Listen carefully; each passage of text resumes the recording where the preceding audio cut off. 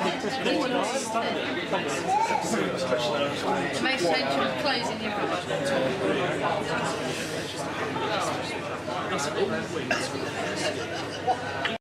of other people getting a shot of it. So 5.5, 7, 5 3/4, 12, 3. keep your eye on it because it doesn't half go. 2. No. I told you it's a bastard. It's an absolute bastard. Come on, wind, slow down on us.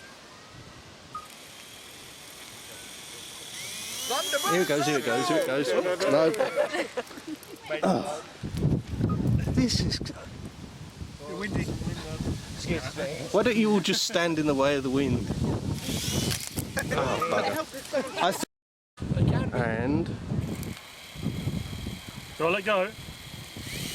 I'll let go now. Ah. It goes really high. Wow, it's really good. Oh my god! I told you it went high. Whoa. High. Kill! Oh no! Oh, down. See that. Friends, Romans, Who fans, which would have been Whovians if Siobhan was here. Yeah, just we are gathered here today not to punish the Fourth Doctor, or be annoyed by skateboarders for that matter, but to praise him. Praise him. We cannot promise you the sight of Skagra striding the city streets majestically in a costume so bright you may need sunglasses to look at him. Neither can we promise you the sight of the Fourth Doctor cycling illegally down this very street. But we can promise you fun, memory, history, and not one, but 2 pubs at the end of this walk. 2. So welcome to Cambridge, and welcome to the Shada Tour.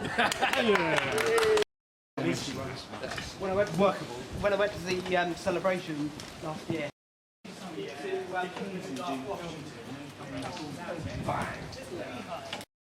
Worthy of mentioning stuff.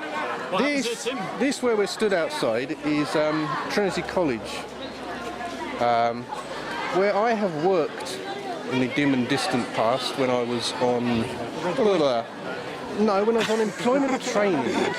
I did some work in the kitchen stores here. My boss at the time was a very nice Jewish guy called, I think it was called Harvey or something.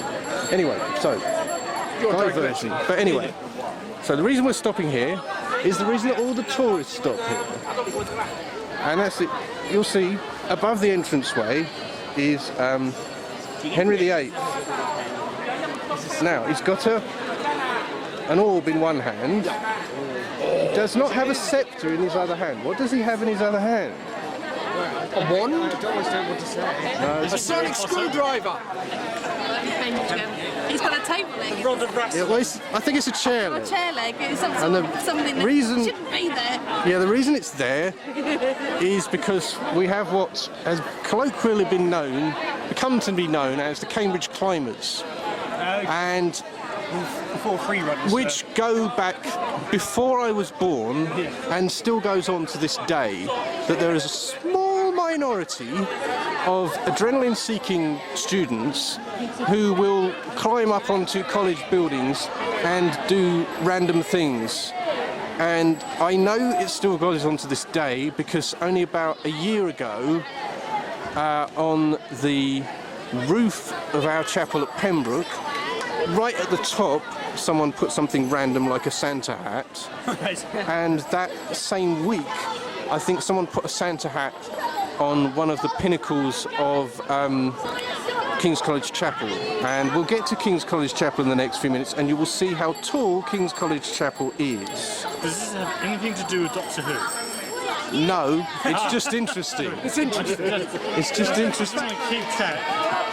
It's just interesting local knowledge that if you live around here, you'll know it. It just more look like a Harry Potter one. It does. The French think they invented parkour and they didn't, did they?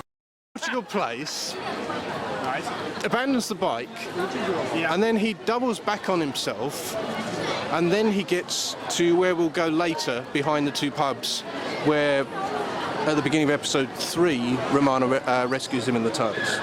So yeah, that's it. But yeah, we are now passing King's College Chapel, at which point I get to show off because a couple of years back, I'm going to walk backwards. A couple of years back at my afternoon job, we had one of those lovely "it's not what you know, it's who you know" tours, because somebody managed to wangle us a tour not only of the site, not only of the inside of King's College Chapel, but it ended on the roof. Oh, really? That's great. And you basically have to sign a health and safety document to say it's basically your own responsibility if you fall off the roof. And so yeah, we went up on the roof, and I'd entirely forgotten that we were going to do it, even though we'd arranged this like weeks before. And I came in one Monday or Wednesday or something, and everyone was like started to gather downstairs, and they went, "Do you know it's that day we're going to King's College Chapel, Tim, don't you?" That's today. And I like had my I always have a camera with me, and I always had my compact camera, but I didn't have this one. And so I was kicking myself a bit, but I did get some pretty damn fine photos that day, because I'm adaptable when it comes to cameras. Yeah, we're just going to annoy every single cyclist we encounter today, aren't we? Oh, I should think so. Destination. Yeah. Well, as I said last week when I posted a photograph of this on Facebook, this is Cambridge's very own Doctor Who monster. Yeah. I forget the name of the person that designed this clock. John C. Taylor. John C. Taylor. Little thing. Oh well, there you go. It is called the Corpus Clock, designed by John C. Taylor, and inaugurated in 2008 by Stephen Hawking. It is exact every 5th minute, apparently. So it's not overly trustworthy. Anyway, apparently the story behind it goes something on the lines of the college that this is part of thought that this part of Cambridge wasn't crowded enough and needed another tourist attraction. I'm sure that was they genuinely did want a new landmark here, and that's one of the reasons this got built.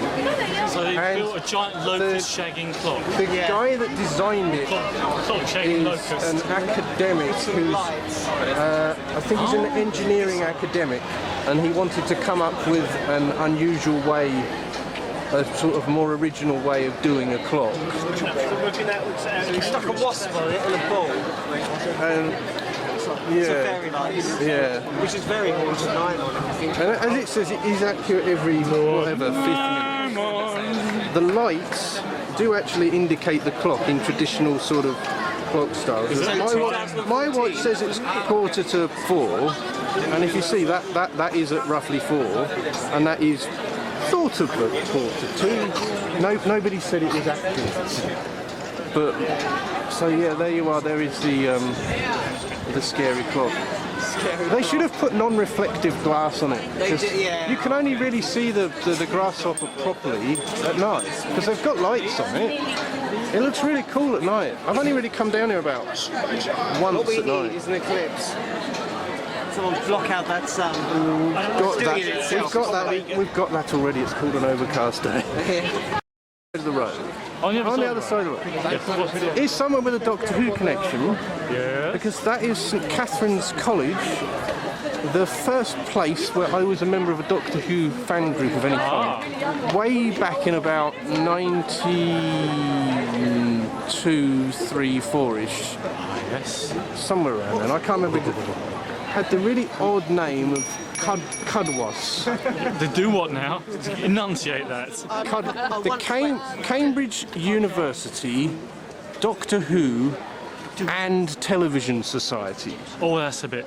Yeah, I know. I think they wanted to call it the Doctor Who and Cult Television Society, but they couldn't make it flow as a word, so it became. And there's the danger of misprints. Cambridge University Doctor Who Anagrams. and Codawats. It's barely pronounceable as it is. Clitoris. But anyway, Yeah, exactly. from what little I haven't been in there literally since the 90s. But from what little I remember of the layout, on the right over there is a bar. Back into society. Because this is St Catherine's College, in the bar, certainly at the time... There's a bar? No, there's a giant fluffy cat because the college is nicknamed St Cats. They fluffed cats? That's No, it's nicknamed St Cats. And There's a market for it. it's also That on your passport. they also did video afternoons, and Imagine that on your IMDb. it's the page. venue of the place where I've seen one episode of Space 1999, and that is still the only episode of Space 1999 that Which I've one? seen. Dragon's Domain. I cannot remember. Right, did it cannot have Brian remember. Blessed in it? I've no idea. I've no idea who was in it. So we're going to computer to run and pick something. No, I didn't even go to university. Pick a number from. This building over here used to be Cambridge University Press. It's a building I had a job interview in back in the 90s and didn't get the job. You're still bitter about it, aren't you? No. Sorry? It's no longer Cambridge University Press. It's now a conference centre. And, God, what else can I remember about it? It's got old phone boxes. It's got old phone boxes outside, yes. And We can do our Inspector Space-Time impersonation. I'm trying to remember the name of. I'm trying to remember the name of that group of fans up north who make their own Doctor Who. Westlake. Hyde fundraisers. Hyde fundraisers have exhibited there. I think it was during Cambridge Science Week. They were here about 3 years ago. And Yeah. Colin Baker was here as well. Yeah, I was there and I came along and I didn't have any money on me, and Colin Baker was charging 10 quid for his autograph. And so about all I got out of Colin Baker was I went up to him and I said, "Oh, I know you're disappearing after your lunch, but could I just have a quick photograph?" Was he eating mash at the time? No, he wasn't. Yeah. Well, anyway, this time last year when I last did this tour, we got to Jet Photographic. A business I go past every single day on my bike and don't think about whatsoever. And I can't remember who it was, but somebody looked in the window and saw one of the photographs, a lot of which are sort of like quite witty and humorous and stuff. Started laughing, and I think we stood here for about 5 or 10 minutes just staring at everything in the window, and I thought, okay, I didn't expect this. they've all changed this time. So I thought, well, I better stop here now, because someone's going to want to stop in their tracks and look at it anyway. Yeah. Which is That's why it's a box. well known for having a bike shop, where I have indeed had a bike of mine fixed one day, because I got to work only to discover I had a puncture, and I didn't have any money on me, and a workmate said, "There's a bike shop just around the corner, I'll pay you the whatever and you can pay me back tomorrow." And so yeah, that. And they didn't even do a particularly great repair on my bike. Tom, you're going to cosplay. Oh, here. There we go, you Got got a line front of it. Oh, it's this bit where No, it just says Doctor. it is. No, it says Doctor. We just want one of you casually doing that. Yeah. More than enough. It had to happen, the inevitable photo shoot. The inevitable photo shoot.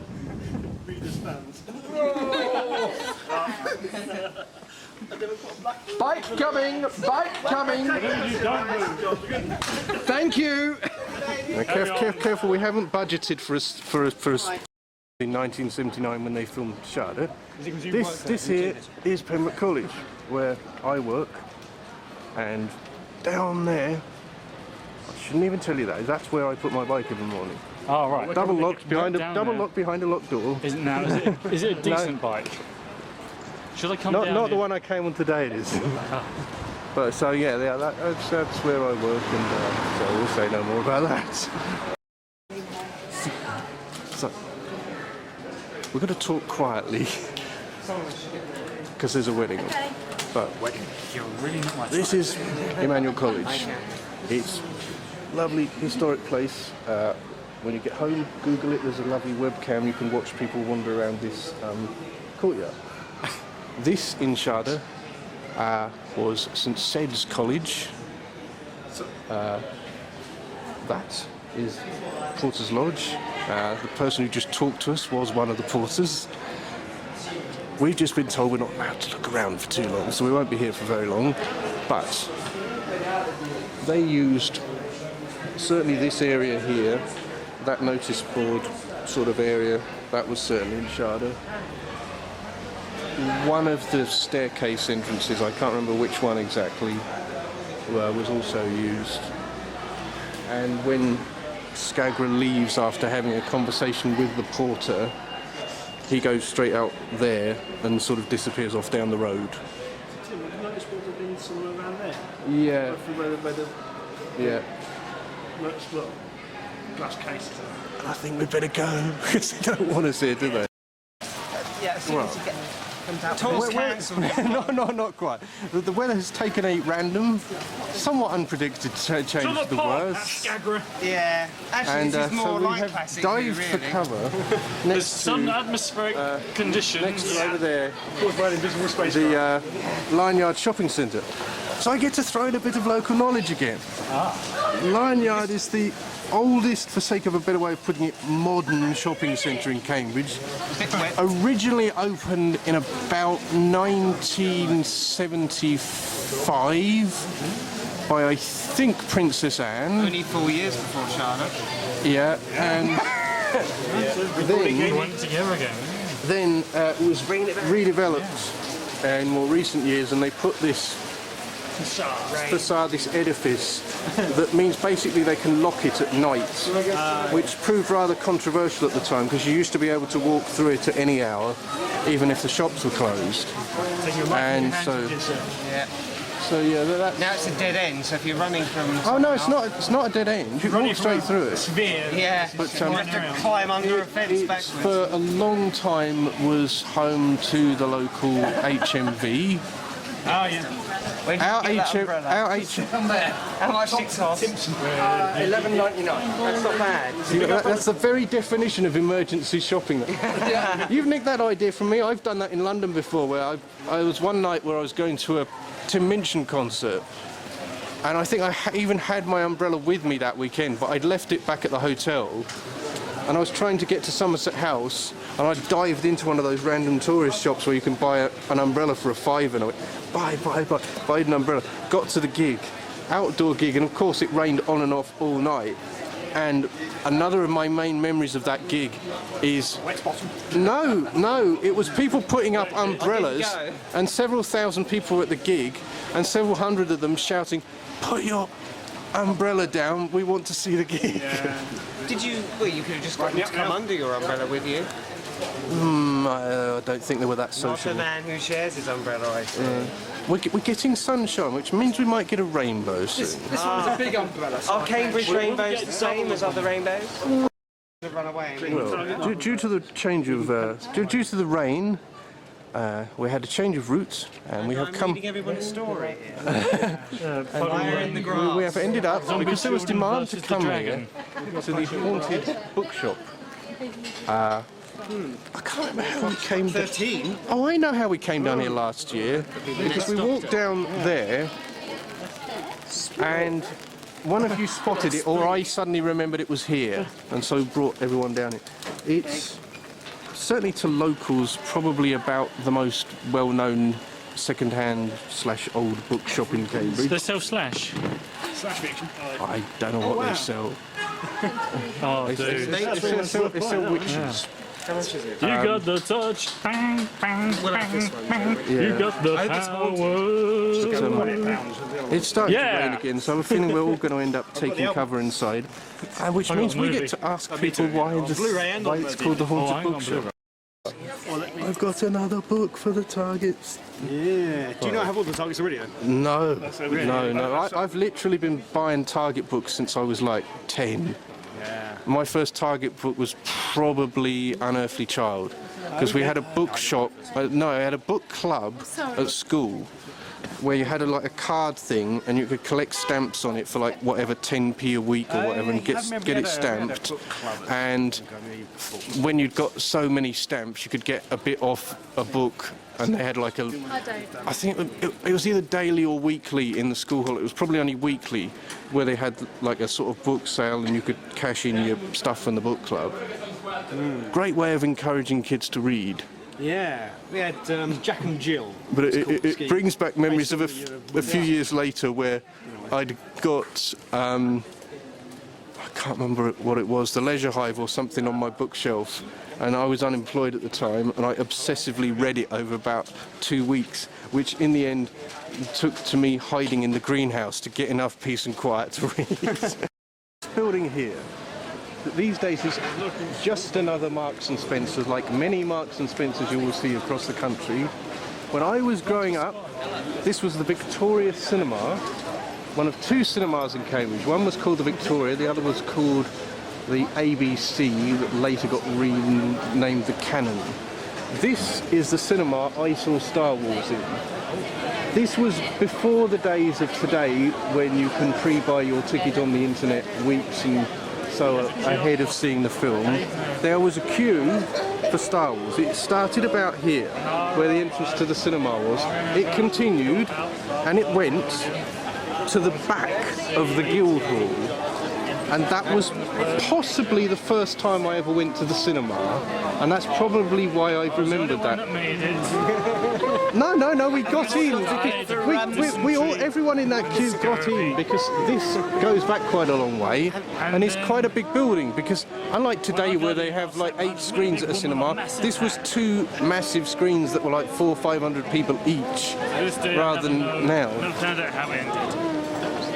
But yeah, I've got photographs of when they like gutted this place, because only that front bit is left of the original building. And there goes Chris. And it's starting to rain again. And behind us is a TARDIS landing site, where we couldn't stay for long because apparently it's private property owned by the Curry King restaurants. Which is a bit odd because we managed to stand there for about 15 minutes last year. So, pretty much the end of the tour, so I think we're all going to go and have a drink now.